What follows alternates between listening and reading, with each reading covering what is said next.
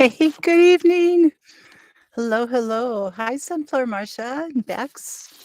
Sorry, I hope I'm not going to wiggle too much, but I thought I'd just show you what I'm dealing with. I am sitting on a stool, but look at there's a roof building over there and my shed. It's kind of, but this is what we've been dealing with. Now, this snowbank is about 15 feet deep that way, so that high and that deep. So, anyway, winter is still holding on here. We just had about, I don't know, 4 or 5 inches of snow over the weekend. We have more snow coming Thursday, and we will get up to mid 30s on Wednesday, but then dip colder again and not even hit above freezing for another week. Above freezing. So, anyway, hey, Connie, how are you? Hugs to you too. But anyway, it's actually a very beautiful evening. It is only 27 degrees. But if you listen, the birds are like chirping like crazy. I don't know if you can hear them or not, but they're and we have beautiful clear blue skies. I mean, look at that. Beautiful clear blue skies, but and like almost no wind. So it was like I just had to get outside. I just needed to get outside. Oh, burr. Yeah, my jacket and it's here is the middle of March and we're dealing with all this snow. Let me see if I can show you over here. I mean, look at my mailboxes or my mailbox right there. So, yeah, plenty of snowbanks. I was gone all weekend on the retreat that I told you guys about and got home yesterday and I had to shovel to get into the house. So I was like, I was already so exhausted and then an hour and 15 minutes or something of shoveling. So, hey, Ivanson, yeah, pretty well sick of the snow and ice. Yeah, it's like we're ready, definitely ready for spring. But how are you guys? Connie, so you doing well? Good, good, good, good. So I don't know if anybody else is in the north where they got lots of snow. I think Dave has been getting some snow too, if I'm not mistaken. But anyway, I'll be out here for just a little while and then maybe 10 minutes, 15 minutes or something, then go back inside. So I'm not doing the whole live out here. I don't think I would last. My computer would get too cold to hold. So, hey, Glenn, good evening to you. Um, yeah, it's lots of snow here. Lots of snow. And, I can tell you guys about it, but until you actually see it, what we're dealing with, it's hard to imagine sometimes. Put the sun behind me for a little bit. Ooh, look at that. Heavenly light, right? I'll try not to have it shine in your face. Oh, but yeah, there's our snowbanks. It's really hard to shovel up to throw it and everything. So, um, been moving things around in your yard when it's not raining or snowing. Very good. Hey, Templin Acres. Good evening to you. Just gray and cold there last. Oh, hi, J&B. How are you? Uh, you're hot this early down your way? I've heard that the South is hot. Um, I mean, they've been getting 80s in Texas already, and it's like that's really almost too warm, I think. Your first time on yes, you are. Oh, you're a fellow Minnesotan. What part of this what part of the state are you from, Templin? Oh, Ivinson, I agree. To stay on the other time frame, which was fine, because now, I mean, I was just starting to get used to it being light at 7 o'clock when I get up in the morning, 7:15, and now it's dark again. And it's like, oh. Oh, and seriously, in the middle of summer, I do not need it to be light until 10:30 at night. I don't. I could stay light till 9:30, and that's just fine. So, this point of, it'd be more fun to be up a little earlier and have some light. Um, New Ulm? Okay. Well, greetings to you. Now my video is clear, very blurry and buffered when I was walking around. I'm actually sitting, but I know I'm trying to hold it still, and it's hard to. I don't have anything to set it on. Um, good evening, Alicia. Hello. And so I know with these computer cameras, it does get. Ooh, now it's right on top of my head. Doo-doo-doo-doo. Let's see, we've got that much sunlight yet. So it'll be light until I'm done with my live. But I've been sitting here in Kensington. You're not that far from me. So, well, good evening. Hey, Nikki. You're in West Central Minnesota too? Well, hello. Well, that's funny, Alicia. That's well, does he sleep better? Just sleeps later? Um, because I mean, certainly, uh, you go to bed at 9 o'clock, it feels like 8, so or something like that. So anyway, but yeah, I mean, it's a beautiful evening out here, but it is, like I said, it's about 26 degrees here. Oh, there's a female cardinal. I see. Well, she's got the coloring, but she doesn't have the little peak on her head. The birds are definitely out. They're saying, "Hey, it's time. It's spring." My computer's getting cold. Up at 4:30 for instead of between 3 and 4. Oh, okay. Well, that helps. That helps there. So, I'm gonna see if I can. What time is it? 6:07. Oh, these are long minutes when it gets out in the cold. I'm just waiting for a few people to come in. So, what do we have? 15. So, hello, hello, hello, everybody. Welcome to my life in Minnesota right now. It's like I spend half my time shoveling. But, you had a cardinal nest in your yard last year. Got to watch the eggs hatch? Fun. Oh, that's great. Oh, that's beautiful. That's wonderful. Um, yeah, they're all making let me see if I can show you up here. Sorry about the blur. Um, if you can see, let me see. Oh, this tall pine at the corner of my house there, they're all building nests in there. Lots of nests in there. So, um, hey, Eli. See, I want to show you a little bit of snow. See what you're missing? Uh, your cardinal's been out too. Oh, very cool. You had to delay tearing down a shed because you needed to push it over right where the nest was. Oh, well, thank you, Bex. Thank you. It's definitely serves my needs.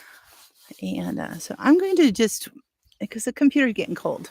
So I am going to carefully walk around because it's icy here and kind of see if I can show you why I can't get into my garden and some things that I have to do to help prepare for it.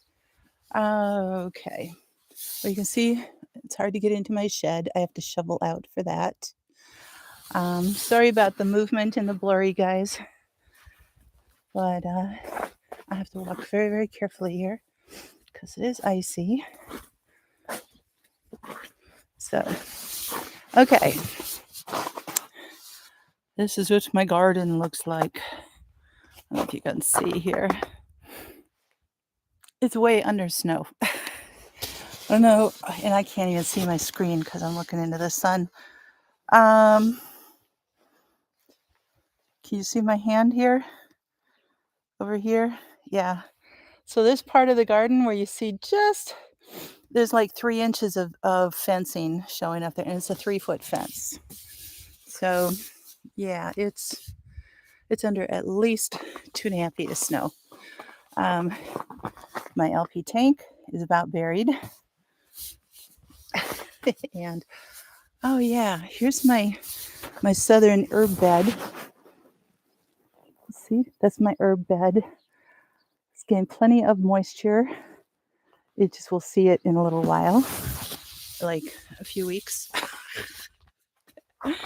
So just giving you a little tour of what it's like outside here.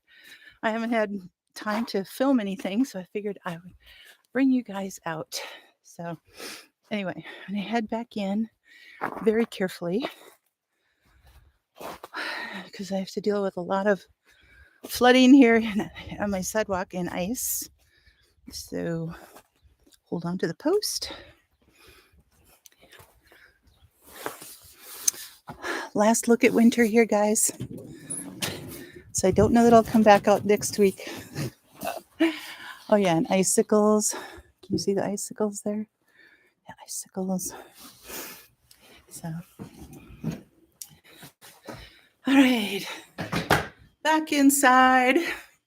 Back inside. So tell me what's going on in your part of the world.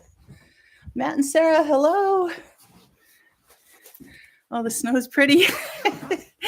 It is pretty. Yes, it is. So sorry about the movement again. Oh, take off my jacket. I can get you guys situated here. The one thing about daylight savings is that I now have light for my lives, that I don't need artificial light. So I got to get caught up here with the chat. So what are you guys saying? Hello. Thanks for the shed. Yikes, frozen garden. Yep. The snow is pretty. It's supposed to be above normal temperatures this spring. You know what? I haven't looked lately at a long-term spring outlook. Sorry, I gotta get my computer glasses on. Hey, Michigan Daffodil, no worries. All the snow could be gone. That's true. That's true. But my temperatures aren't showing me above freezing for more than one day for another week yet. And that's not even getting in the 40s or 50s. But you're right. It could be like April 1st, it turns to 60 degrees, and in 2 or 3 days, everything melts. But we don't know when that comes, you know? So planting time's been busy for you. Very good. Awesome. You guess all the snow means you have some downtime? Yes. Still quite a bit of downtime. It's actually just alternative project time. Your alternate, so you snow dollars and nuts. It's just a different life, right? If you don't need to shovel it. Yeah, Bex, I've had to do an awful lot of shoveling. That's very much so. I know Matt and Sarah have had to also. What did you miss? You missed my snowbanks and my shed and my garden and kind of outside. Oh, and I know it was wiggly and I know it was hard probably to see, but I just wanted to do that for a change to get you guys outside, give you all some fresh air, right?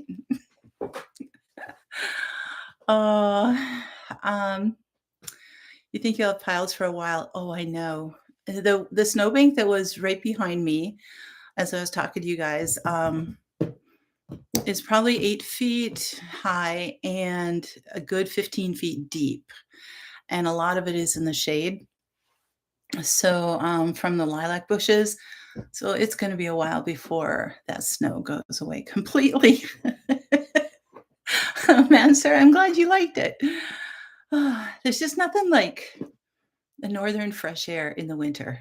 It's just, and I can tell you guys this because I lived in the South for 13 years. I never, ever, ever got that. And the first winter I was there, I was so looking forward to that, and it was just like, "Oh, it's getting cooler, it's getting cooler." And I kept waiting for that alpine air, and it never came. It would be like getting cool off, and I'd take a deep breath, and it was just like it would be sour or just like garbagey or whatever. And it's like, no. So, if you don't live in the north and you have a chance to ever get to the north in the winter, there's nothing like the fresh air. Yes, it's cold, but you just breathe it, and it's just like so pure. It's like glacier air. It's just amazing. So,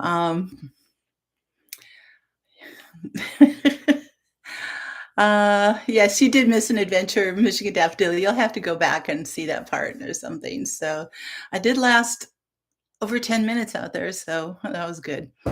My computer was getting cold and I was holding on to it, and so anyway, how much snow do I have? I would say an average of almost about 3 feet all around the yard. Um, the snowbanks, of course, are much higher, so but that's what air from yeah, refreshing, cool, virtual Michigan air. Nova Scotia too, yes, you would. Yep, absolutely. Oh, so well, I got through the weekend. I was in music ministry for a retreat, 3 days, Friday, Saturday, Sunday, and, um, as blessed and anointed as it is and amazing and everything, it's exhausting for me because I'm working it. I think over the weekend, I did, like, 48 songs, I believe. And so my fingertips are like leather. They're hard. And which is good because I tried to prepare them as much as I could. The first year I didn't prepare them enough and they were like blistered and they were just hurting so bad. But so it's like preparing for a race or something, and it's like have to sing for a couple hours a day, practice, play, you just get everything toughened up and everything that I can make it through. But, um, I think, like Saturday, I think I was saying for like 3 hours or something. So, yeah, but it was very good. It was very, very good. So, um, yeah, it is a lot of snow out here. It definitely is. So, when it gets less than 7 feet. I don't know who Martin Johnson is, Eli, but, it's probably in the mountains, I would imagine. I know the California mountains have been what is it the Sierra Nevadas, I think, had been getting, like, just dumped on 9, 10 feet at least, so, no, we didn't video it at all, we didn't record it at all, so, but thank you. For Hawaii on April 1st, you had 3 or 4 feet and came back to 90. That is nice. That is very nice. Oh, northern Idaho. Okay. Yeah, up in the mountains then, definitely. Um, but yeah, so I don't know if all of this snow is indicative of a rainy spring. I'm not sure. We had a rainy spring last year and then the summer was dry, so I don't know. I don't know. But anyway, so whew, I've got a lot of videos to catch up on to watch, of course. Um, so we have, like I said, more snow coming on Thursday, and there was supposed to be a lot more coming, but those have all kind of disappeared, which is a good thing. So if we can stay even above 25, things will start melting. So, hey Donna, Thursday and Friday? Okay. I didn't know it was Friday too. Um, hey, Kiri. Sorry I missed you. Neighbor just left with his snotty. Oh, I could tell there's some stories behind that one, right? Your window AC. Oh my goodness. I bet every once in a while you'd like a little blast of that though to give you some natural AC, right? Oh, I know, Connie. So I have to really, I only have so much time, so I have to really kind of pick and choose which videos on what days I get to watch. But um, anyway, so because I've been so tied up with all the music and everything, and just got home last night, and I just haven't had, I've had to work today, so not a whole lot of time to prepare. But I brought you outside so you can see what we still have here on March 13th. It is not all I mean, I remember Marches that I was already out digging in the yard at this point, digging dirt, getting down, and, um, there was even, like, the frost was gone out of the ground. So it just depends on the years, but I think it's gonna be a while this year before we actually get to dig in any soil. So I kinda wanted to talk about, like, there's a number of Minnesotans here, but for anybody else who has to deal with a long winter like this, and it's like, okay, it's March, you want to start your seeds and everything inside, but you're looking outside and you're like, if I start too soon, is it going to be too soon? And that's why I just don't even plan anything till June 1st, because I might have snowbanks out here in the middle of May yet. I don't know. Um, southern Minnesota maybe get a little bit more. Okay. So you and Matt and Sarah. All right. You want to be out digging? Your last frost is until the end of April. Okay. Hey, Dave. Well, that's a good thing. You just say hi to Monique for us. I'm glad you were chatting away. You'll have to go back to the beginning though and see I was outside showing everybody the snow. So I actually wanted to find out like how much snow you had and how things were going with that. But um, I'm going to take all of this from mostly one article in which I put in the show notes below. It's like in the dead of winter when we're still like all of this. What can we do other than just sitting there and looking at our seeds? Um, maybe starting to plant some onion seeds or something like that. It's like, what are some other things you can do if you've really got the gardening bug and you just are itching to get out and you're looking at 3 feet of snow out there yet and everything's buried. So, um, anyway, you're getting another 8 to 12 tonight. Oh, wow. I knew things were going to be hitting. Then it's a nor'easter that's going in there, right? From what I read, and um, I don't know if New York is hit worse than you with a nor'easter or not. But so Bex, you live in Southern Indiana, and your son lives in Chicago. He started gardening, and I'm still trying to get a hold of the difference. Mm. You have your onion, leek, asparagus sowed 2 weeks ago. Very good. Peppers and tomatoes yesterday. Yay! It pulls water off the ocean. That's what it does. Okay. That's a big, strong system. Absolutely. Absolutely. Well, some of the things that we can do at this point in time, I can't get out and tend to my plants at all. Like I said, I mean, you saw how much snow is in the backyard. I can't get to my apple tree. Those rabbits have eaten even more of it. I'm sure it's dead. I'm just sick about it because I've babied it for so long. And Macintosh apples are really good. So you're trying winter sowing this year. Ooh, very good. Um, you're welcome to come here and help me dig rocks. Everybody haul to Curie's place. There you go.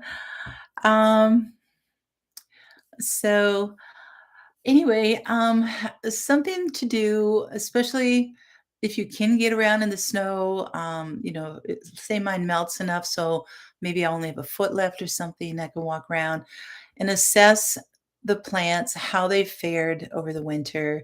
Um, like, the rabbits have left my Macintosh tree alone for years. And even though I've had snow out there and everything, they've left it alone. And all of a sudden now And it must be because there's no other food available and they're coming out of hiding.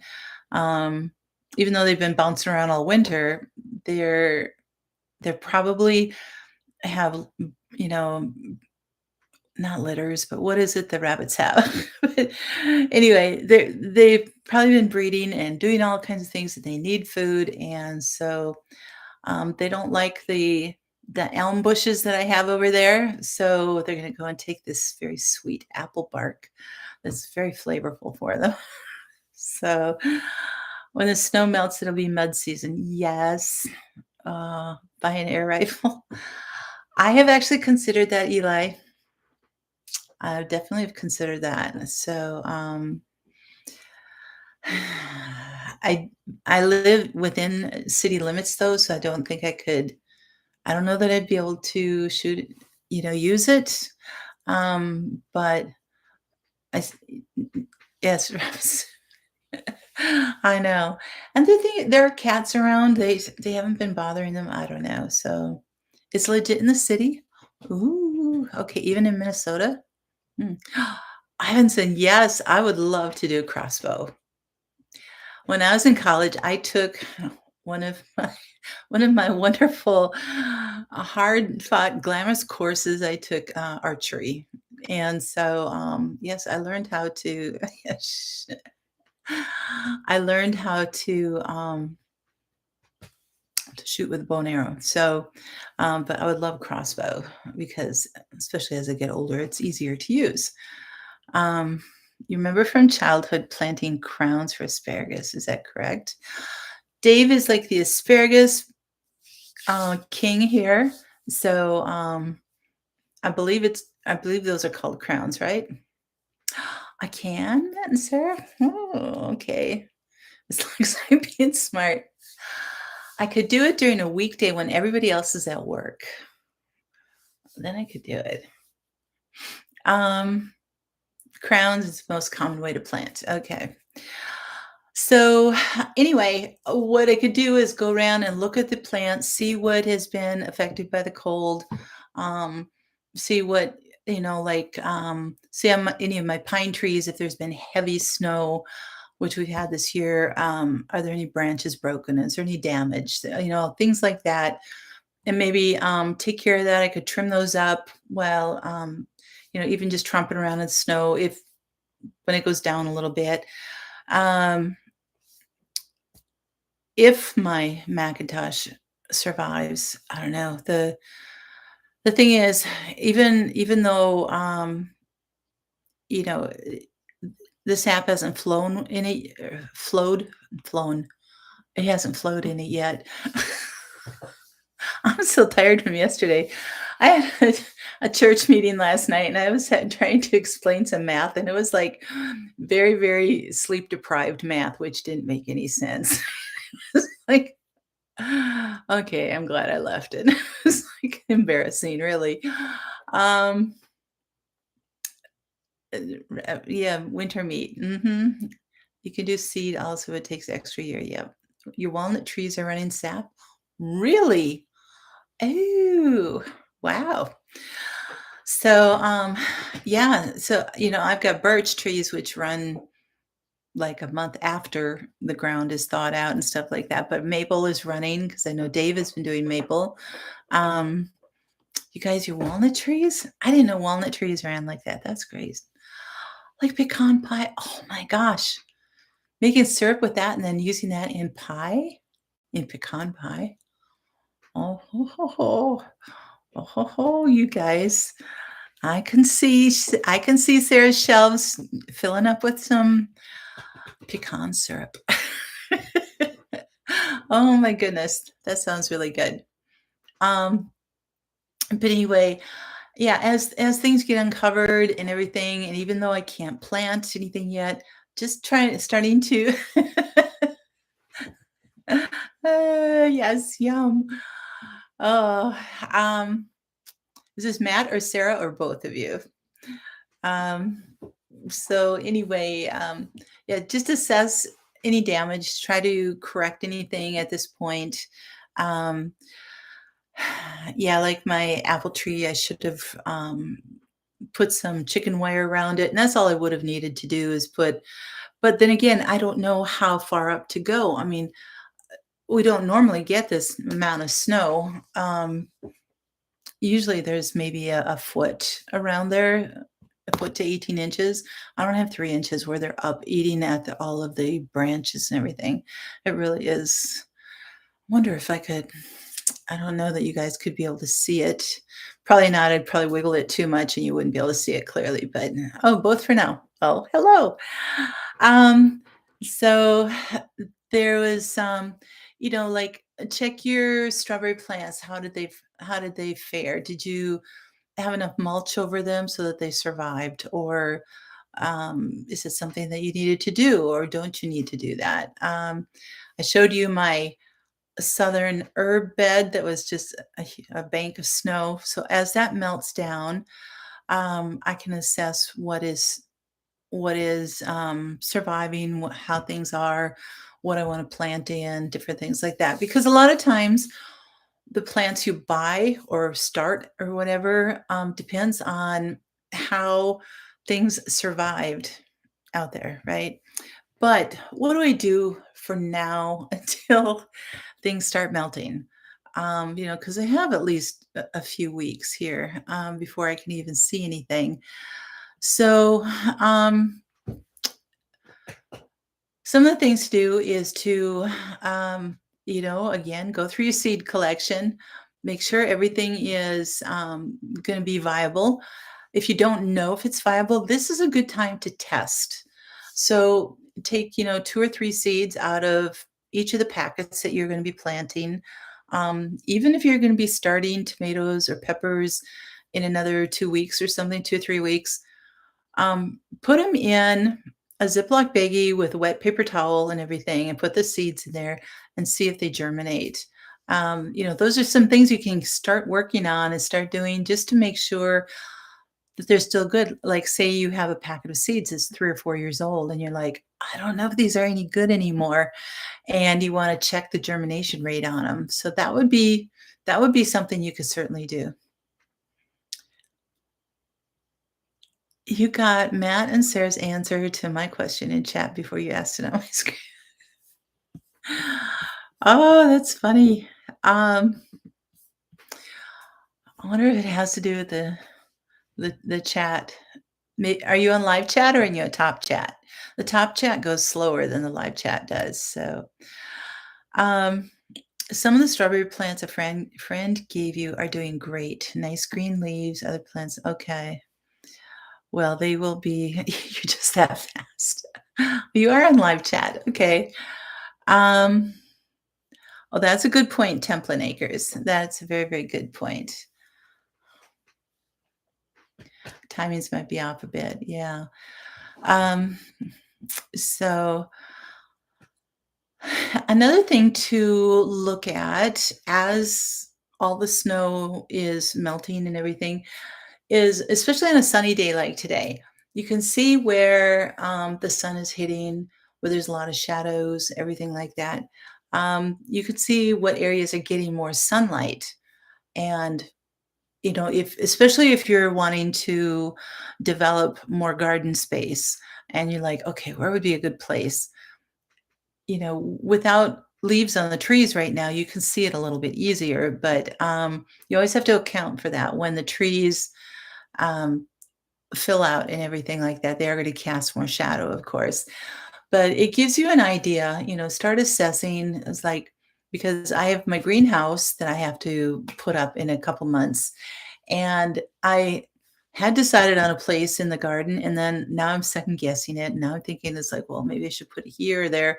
So that's kind of what I'm looking at right now, is like, where's the best place to put that? And maybe I have to move a couple of the other beds or something and shift things around. So because I do need to have access to it to clear the roof off in the winter. And you saw what my garden looks like. So if I'm putting it on the other side of the garden, on the far end, I don't wanna have to be shoveling out there all winter just to be able to get that to clear off the roof. So, do I want it closer to the house? Do I want it in a completely different area, not even in the garden or attached to it? So those are some of the things that I have to start looking at right now. So, for everybody else too, if there are things that you're making adjustments on, start looking at that now, so that when the time comes, you're able to do that. So, what does Eli say? You cast your older seeds on your trails. Oh, okay. Very, very good. Um, yeah, that's a great idea. So instead of just like throwing the packet away, what are you going to do with it? So, um, too many commercials before you can skip causes a delay. Oh, okay. Those are good points. Um, and I don't really have any control of when the commercials come on, guys. So sorry about that. Um, so as you're looking at things as they're melting, see if you can tell if there's any exposed roots on things, whether they're your plants or trees, especially the things dirt got, soil got washed away from the winter rains or whatever it is you have. If there's things that are starting to be exposed that shouldn't be, um, you know, um, any root damage to foundations if they've grown into that over they wouldn't grow through the winter, but you can see things a little bit easier sometimes before the grass grows up, before all that fills in.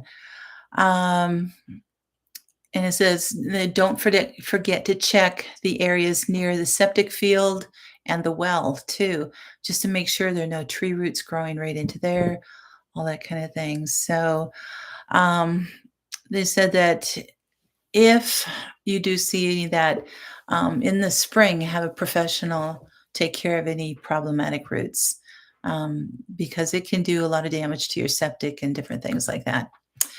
Um, if the tree needs to be pruned, if it needs to be cut back or anything, um, and you're not able to do it yourself, do some research on a good tree service, get referrals from friends and neighbors, that type of thing. So you moved your blueberries this winter when they were dormant. Okay. Well, that's a good thing. Connie, why did you move the blueberries? Was it for better soil, better sunlight? You were trying to make room for something else? What were your reasons for moving those? I'm interested. Um, so we have the sunlight and, oh yeah, some of the things that they call it, we have our microclimates within our yards, our acreage or whatever you have. You have these little microclimates. And so that's where it's good to tell. It's like, okay, this is a really hot area of my property. This is a cooler area. And then plant accordingly. If your plants love hot sun and lots of sun and everything, then you know where to plant them. If they like a little shade, if they wilt when that hot sun hits in the middle of the day, then you're going to want to get them into a little shadier spot, that type of thing. Better sunlight and lining the beds up. Oh, okay. Very good. Very good. Um, okay. Take advantage of the increased visibility when all the plants are dormant and everything, and some are dead and all that kind of thing, to take a good look at your grounds. Are there any areas of erosion? If so, you have a project for spring and you can start researching and planning how best to fix it. Now is also a good time to consider critter dissuasion options. Yes, we have our air pew pew, so we can do that. But there might be other critter dissuasion options available, whether you need to put some fencing up or different things like that. Motion activated sprinklers can sometimes help. um, all that kind of stuff. So, oh, great forage. Awesome. Your friend had tree roots growing into the wax seal of her oh my goodness. Wow. That's bad news, Kiri. Whew. Hey, Donna. Your bobcat keeps stalking your chickens and the deer eat. Oh. Are the bobcats protected or are you able to get rid of? I mean, obviously you're just trying to keep them away, but just didn't know if you're able to eliminate it or not. So, deer and raccoons are always your problems. The roots growing into the house is definitely bad. Yes. Oh my goodness, absolutely. Um, they're protected. Oh my goodness. Are they that rare that they are protected?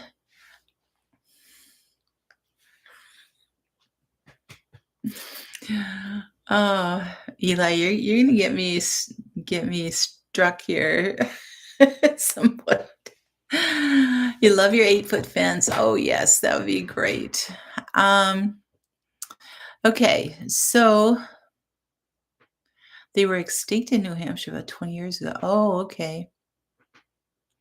So maybe at some point coming along that they won't be quite so yeah, protected anymore. Maybe have to balance it out a little bit. Well, if they're starting to cause damage for a lot of homesteaders and farmers and um, what do you call it, subdivisions and different communities, I would think that that would be an issue. Okay, all right, sounds good. Okay, um, so then when late winter finally arrives, and it's finally start planting, even with the ground frozen rock hard, you can start your plants indoors. And that's kind of the time that we're all approaching here within the next now till 30 days from now.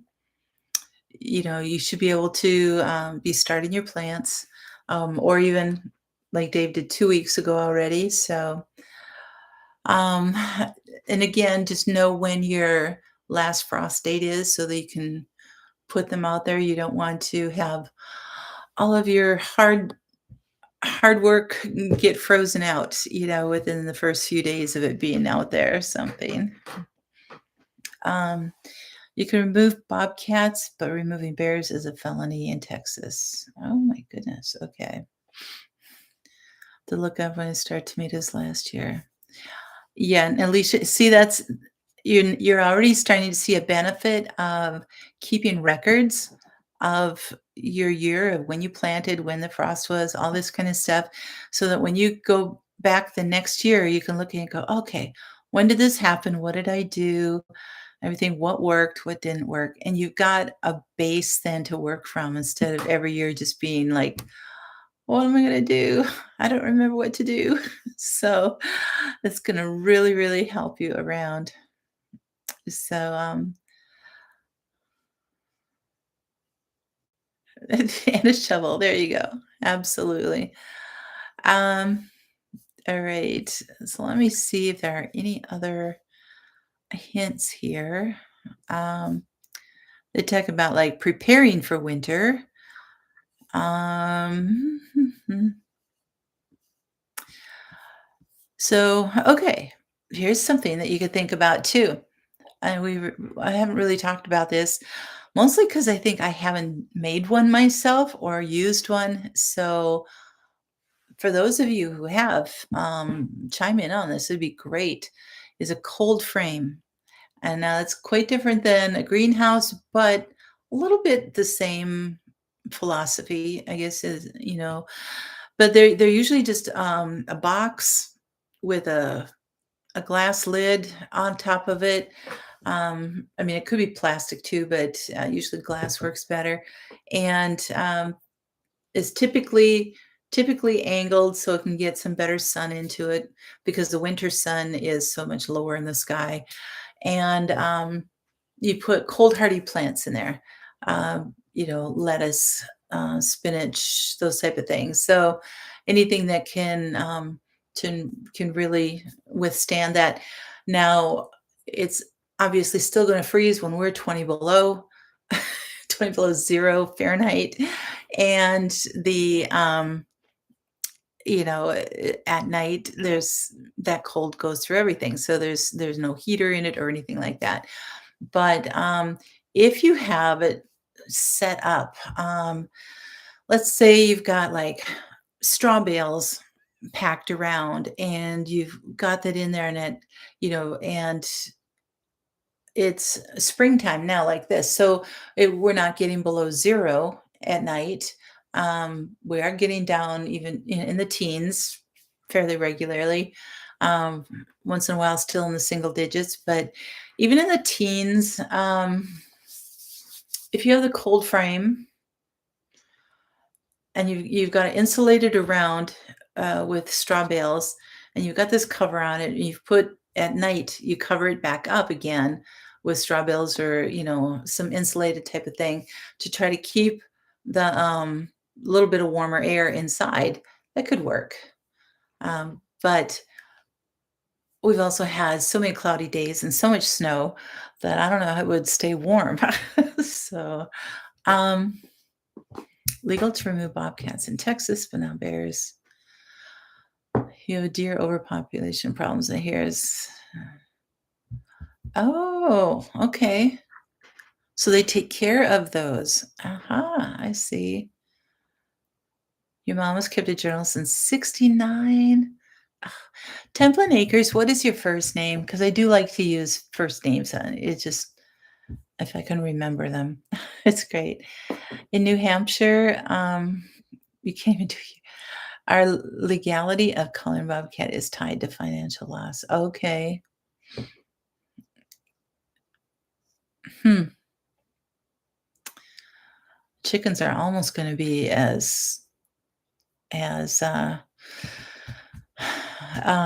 expensive or valuable, I should say, as valuable as other animals at this point. You placed a window on a leaky metal water trough you turned into a raised bed. There you go, Curie. Yes. Oh, Dave, that is significant. Well, Katie, hello. Last year you started your tomatoes on the dining room table in front of the window. To clear gift basket bags, put the cups inside, close to the top. There you go. You made your own little microclimate for your tomato plants. That's awesome. So you figure out what to use and what to do with what you've got in the space that you have. So that's great. Um, so cold frames can also not only extend your growing season, but they can start it early too. Like, once we get past this lower temperature stuff, but I mean, we could still get a little bit below freezing, but if we're mostly above freezing and you want to put a cold frame out there, um, I suppose even germinating them in the house, you could have a tray of lettuce and get them sprouting, just getting them germinating, and then get the cold frame or the tray out in the cold frame and let it get some sunlight and a little bit of cool air and stuff. That would probably be good. Um, so anyway, you can do it either end of the season, and that works out great. For anybody who hasn't done it yet, start diagramming or planning out your garden space, your property, your yards of what you want where, make sure you put in there what perennials are there first. And or if you're going to end up moving them, like Connie chose to move their blueberries, it's like, okay, we're going to take that and move it here. Um, so there are all kinds of different things you can do. And but anyway, getting a plan getting it written out, getting it structured, getting it all done out there, and it, like graph paper, like the best thing in the world to be creating your gardens and your beds and everything, and write it out and plan it out. It can always change up until the time you planting. Um, I often do, because I think that the space is gonna be just right for what I'm putting in there, and then I find out I have either a whole lot more space or I needed more space for what I had, and so things kinda shift and move around a little bit. Or I might decide that, it's like, "Oh, I really don't need any more this year." So, um, anyway, so I am not planting tomatoes this year because I have plenty of tomato things that I have to eat up first. Um, so I just have to. As much as I want to grow some tomatoes and I've got seeds and I've got wonderful things to do with it, exciting, I have to be a good steward of what I've got and use it up before I start adding more to the shelves because it is a lot of food left down there that has to be used, and I don't wanna just throw it away. I mean, that's so wasteful. I don't wanna be doing that. So, anyway, you're working on draft 1 of your garden plan? Ooh, good for you. Good for you. So this time of the year with all the snow and everything that's here for us in the north, all of these plans is a good time to be out there planning. Um, I would like to know if I don't know if Glenn is still here or not. Kinda you're a little bit kinda north and everything, but, Eli, what do you, um what do you do in all of your planning and your system when you have hardly any downtime for your garden? I mean, you might have a month maybe that you can't really plant, um, or really grow anything, maybe 2 at the most, I don't know, but, um, what how do you? Because you can do, like, spring garden, summer garden, fall garden, even winter garden or something like that. So it's like you can grow all year round and keep it going, and so I'm just wondering, how you plan that. I mean, because we have to plan for just 1 season, and it's like, kick it out and make it the most of that season and just work it and work it and work it hard. It's like, and we just put everything into that. But how do you do that and regulate that? That'd be really interesting. He's saying plenty in the pantry, skip it this year. Yeah. Thank you, Dave. That's yeah, to know that I'm not the only person. It's like, I mean, people like, "Oh, you're not planting. You're gonna need food this year." It's like, believe me, I've got plenty of food. I do. I have plenty. Oh, um, contest here for the most wild hogs. Wow. Um, well, I don't know if you guys remember Chris from Holly Ridge Homestead. He was he hasn't had time to get on any lives or anything, but he used to be on here for a while and show up at some of the others. But my goodness, he's has almost a side business of going after hogs and trapping them and stuff. And people are calling him from out of state. It's like he lives in northern Louisiana.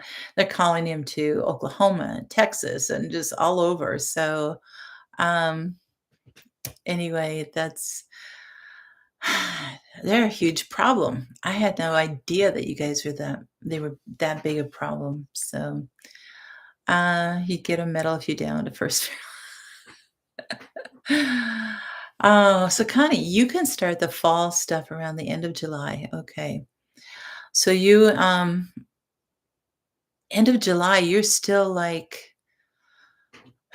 so what would you be just finishing up your first harvest kind of um at that point, and then just jumping right into it, like digging things up and planting the next season so it can keep going?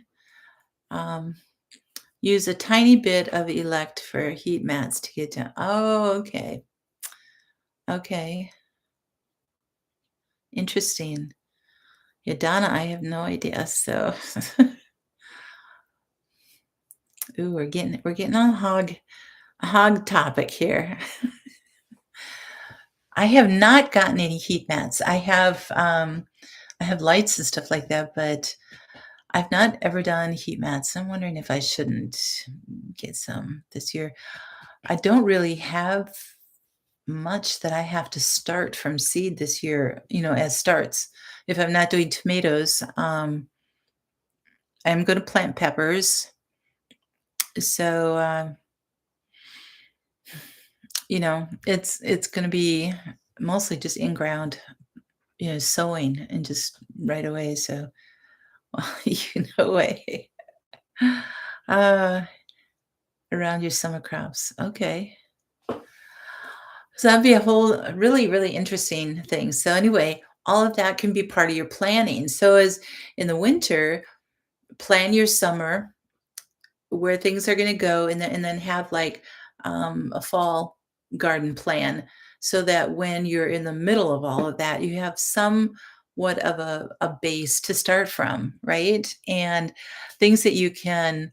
It's like, okay, because when you're planning and thinking, you might have a bigger vision and it's like, okay, I want to do that. But when you're in the middle of digging and working it and everything, you might forget some of those things that you had planned on doing.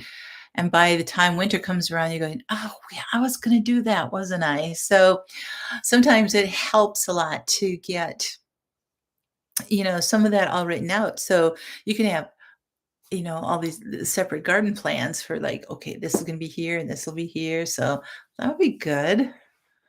Um, but if you know how to process it, like over roasting over an open fire or something.